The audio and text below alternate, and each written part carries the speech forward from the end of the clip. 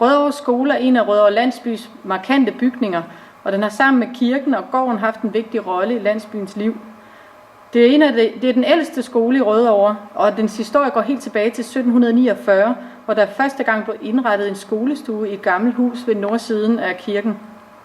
Inden da skulle bønderbørnene fra Rødovre gå hele vejen til Hvidovre Skole, med det resultat, at Rødovres præst måtte indberette, at børnene i Rødovre ikke lærte deres katekismus ordentligt, og det var en alvorlig sag, for så kunne man ikke blive konfirmeret, og blev man ikke konfirmeret, så kunne man ikke blive gift. I starten af 1800-tallet bestod Rødovre Skole af 3 skolestuer og en lejlighed til læreren, som boede der. Skolens karakteristiske portbygning er fra 1891, og mange af Rødovres børn har gennem tiden gået gennem porten på vej til første skoledag. Hiob selv gik på Charlottegade skole ind på Nørrebro, hvor han voksede op. Han mente selv, at han var talblind.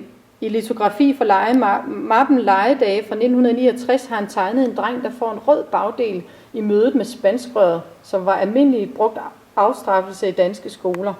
Først i 1976 blev det forbudt at slå elever.